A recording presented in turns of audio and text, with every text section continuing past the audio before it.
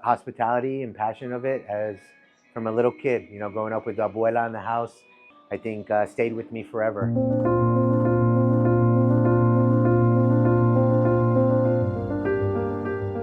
Been around since 1978, started in Chicago.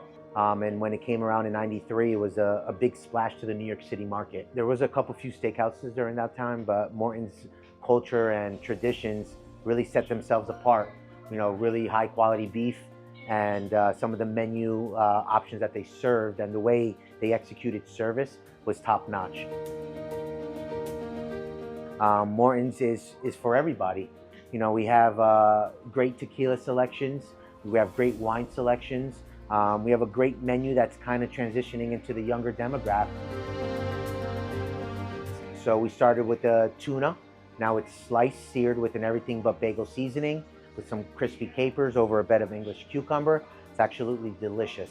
You also had a kind of a twist of a ceviche, a lobster and crab that's mixed with a Calabrian relish over a bed of romaine lettuce and lemon basil aioli. Very fresh products made to order. High quality lobster and crab meat. That one was delicious. There was nothing left on the plate. Yeah. The house-made Wagyu beef dumplings. They're first steamed, then seared with a little bit of clarified butter on all sides, served with a homemade dumpling sauce that has sambal, sweet chili sauce, some sesame oil, and some lime juice to cut out the heat from the dish. That worked your way into our famous Cajun ribeye. It's tenderized and marinated in olive oil and a special Morton seasoning for 48 hours. And then it's cooked to order to your temperature, which I think was like a medium rare, that topped with the homemade garlic butter.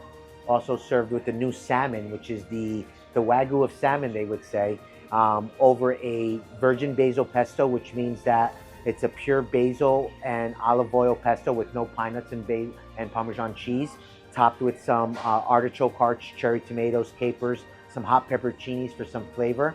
Some of the sides that we offered you were our famous truffle fries with the shoestring French fries. We also served our homemade sour cream mashed potatoes, which were delicious. And we also served, our spinach dish that had a mixture of button mushrooms, sauteed with olive oil, salt, pepper, and some shallots. All this was mixed with a Mana on the Beach, which is a Terramana añejo tequila drink, as well as our Lavender Field, which is a non-alcoholic drink that we offer, and also a sangria, seasonal sangria that changes recipes about a couple times a year to mix whatever the season offerings are. And to finish for dessert, well-known hot chocolate cake, which takes about 30 minutes to make, served with some vanilla ice cream.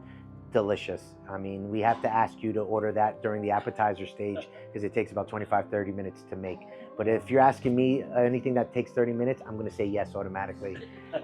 We had a blueberry compote topping cheesecake that was delicious, and we also had a creme brulee. We can't go wrong with creme brulee in New York City or in general, right? And I think we had one other dessert, right? We had the key lime pie. Yes. All of our desserts are made in-house, by the way. So it was a graham cracker crust key lime pie with a key lime croissant with some white coconut shavings on top. If you are looking for not only a special occasion, but a legendary location that's been in movies, that's been a talk about of New York City in general, come try us out. We will deliver some hospitality service that will definitely separate us from other establishments, and I promise you that, just coming from a passionate person myself. But also, if you want some of the best steak that you can ever have, I would also come here as well.